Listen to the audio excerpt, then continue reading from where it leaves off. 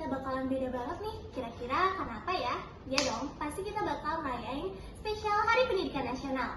Nah, spesial pada podcast kali ini, kita kedatangan bintang tamu yang luar biasa kerennya, karena kita bakal ngebahas pendidikan yang bakal relate banget nih sama kita sendiri.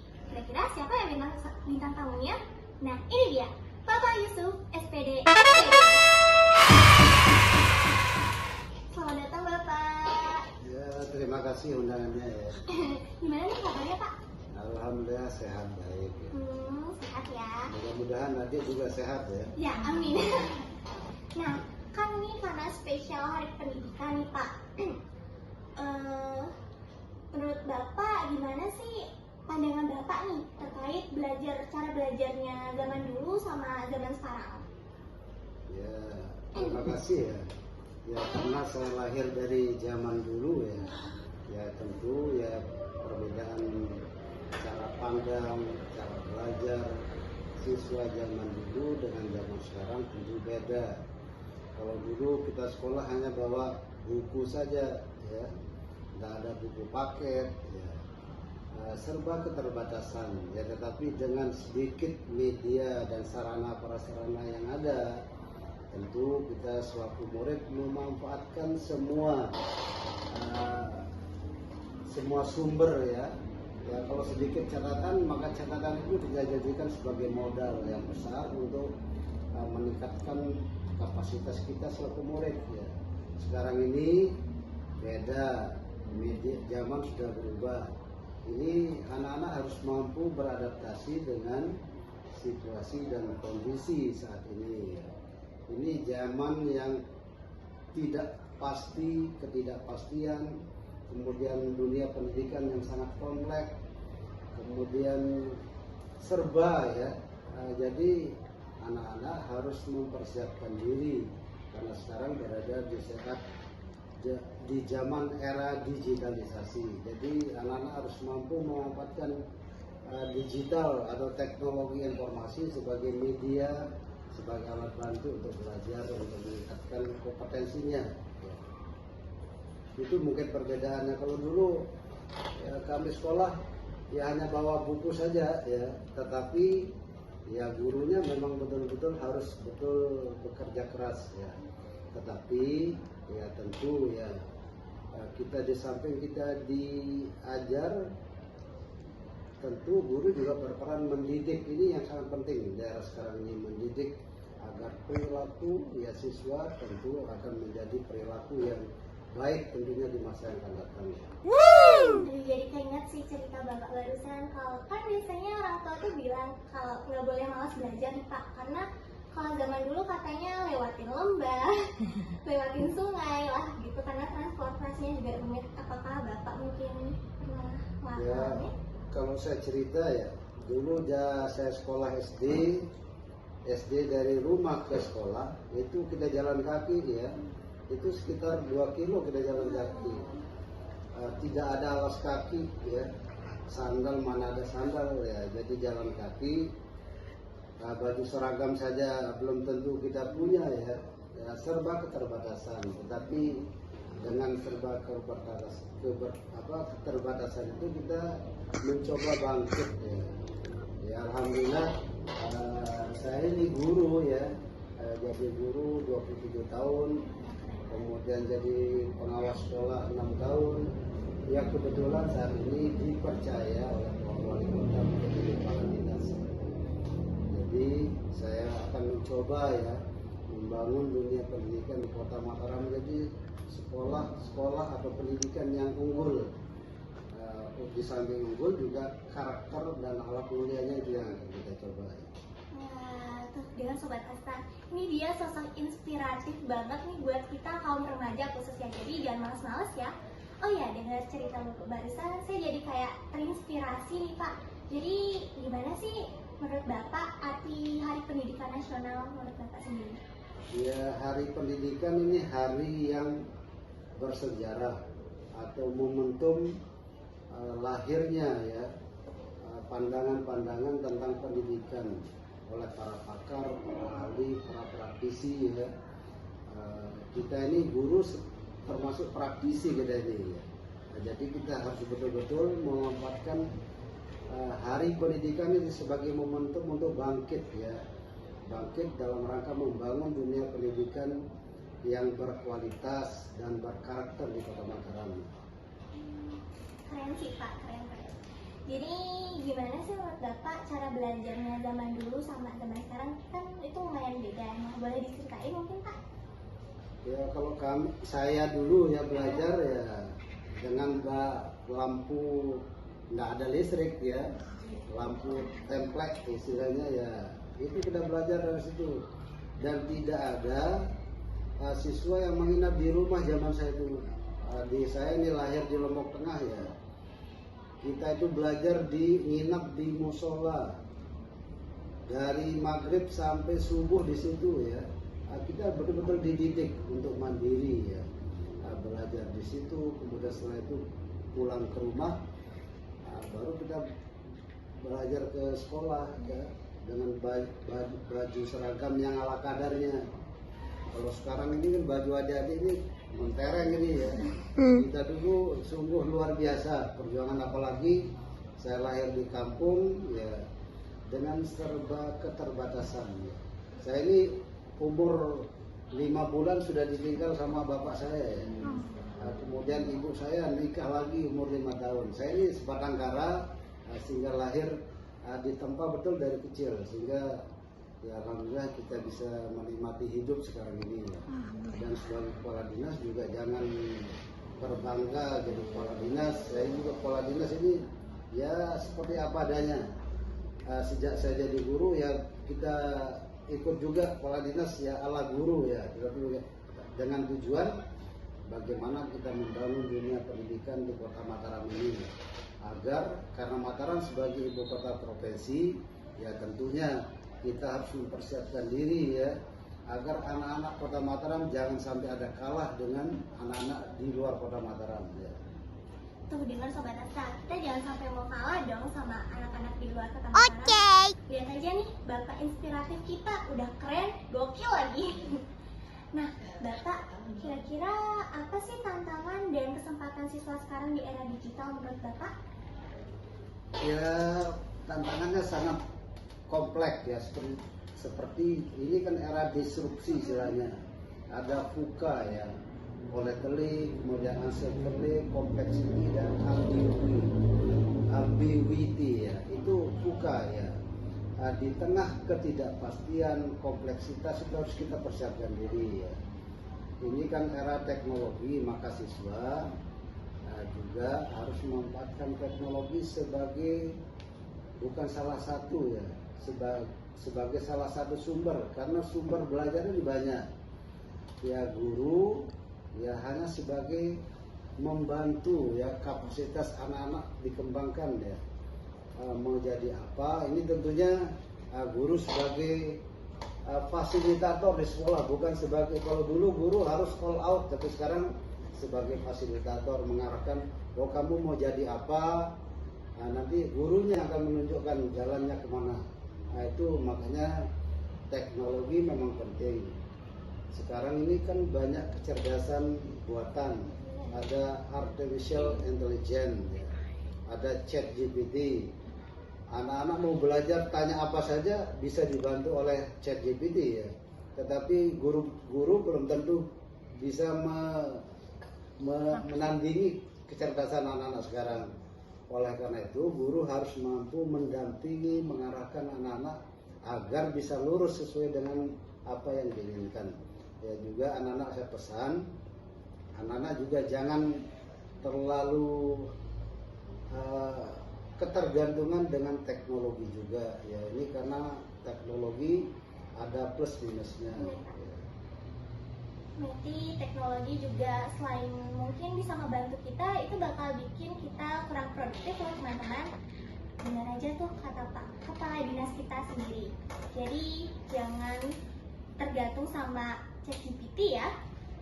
Oke Pak, wah keren banget sih Pak pembahasan kita.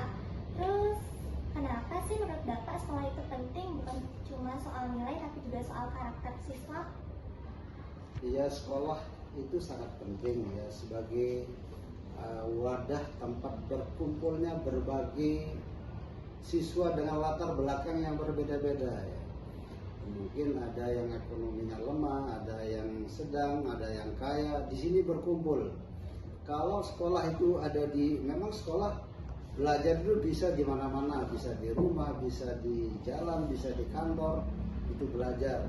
Tetapi sekolah harus terpusat di mana sekolah itu dibangun oleh pemerintah, agar ya tidak mungkin juga orang tua bisa mengajarkan semua pelajaran ya.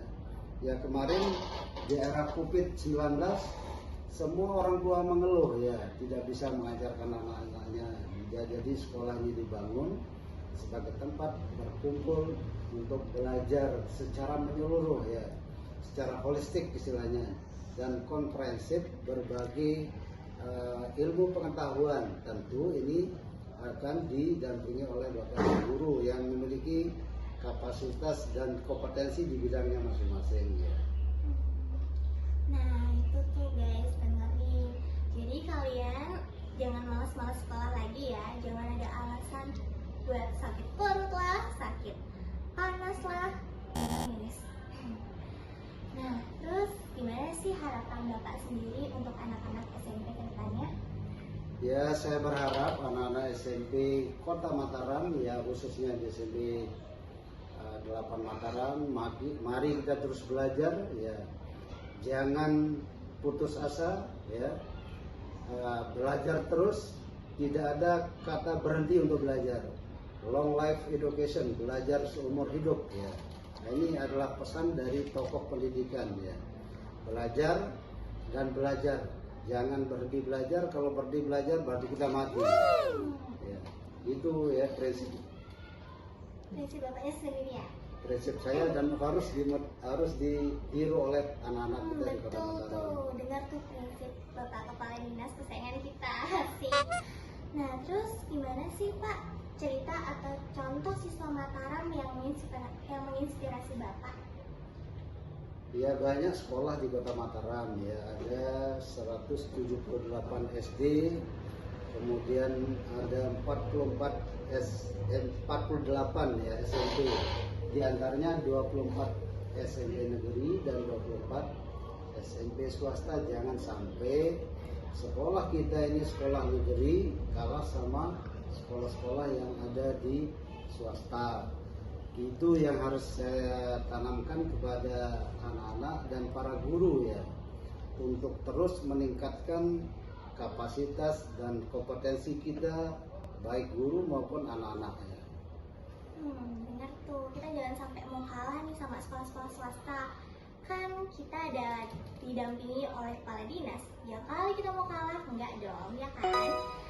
Nah terus gimana sih Pak menurut Bapak pendidikan bukan hanya di ruang kelas tapi juga di rumah dan lingkungan? Ya seperti saya katakan tadi ya, belajar itu tidak hanya di sekolah, tapi bisa belajar di rumah. Karena waktu belajar itu banyak di rumah ya. Di sekolah kan hanya 8 jam bertemu dengan bapak ibu guru. Jadi anak-anak silakan memanfaatkan waktunya banyak di rumah. Belajar di rumah bersama orang tua ya. Tanya orang tuanya.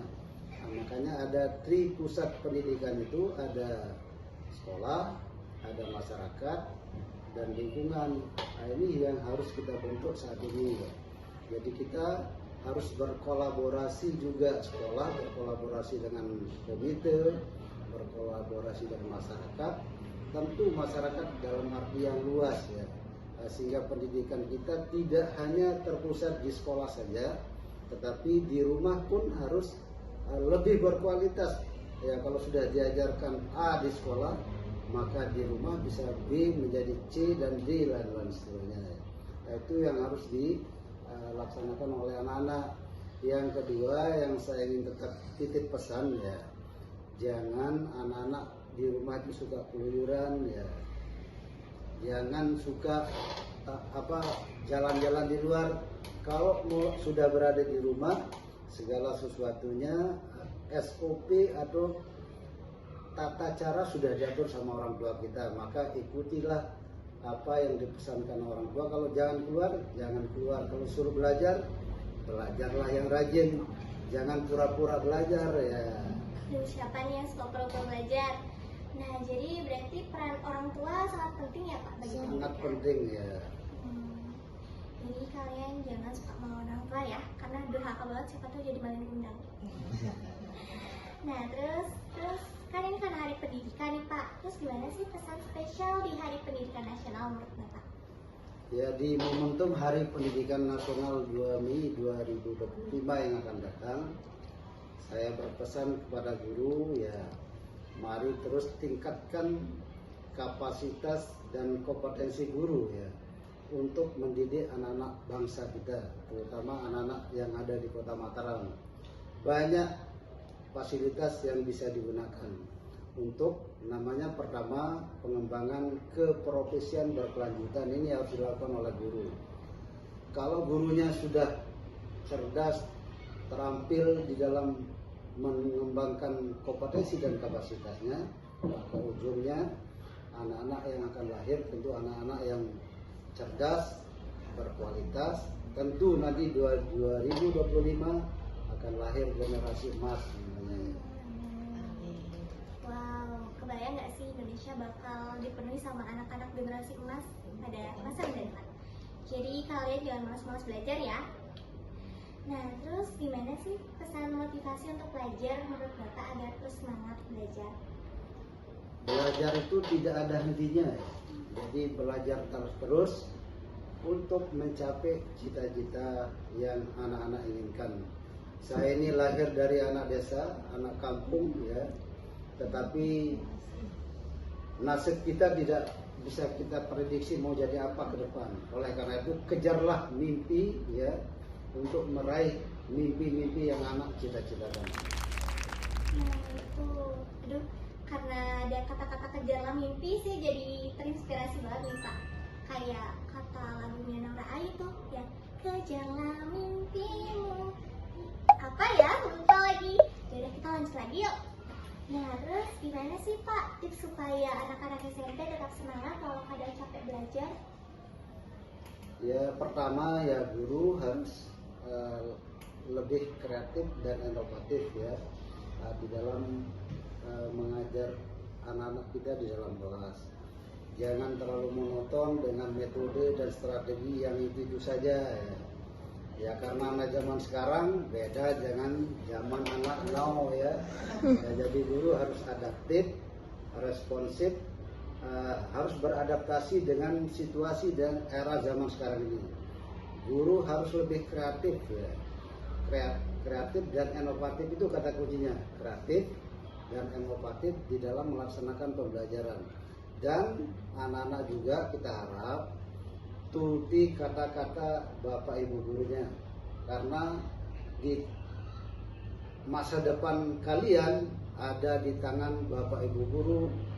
Karena guru adalah contoh dan teladan terbaik bagi anak-anak.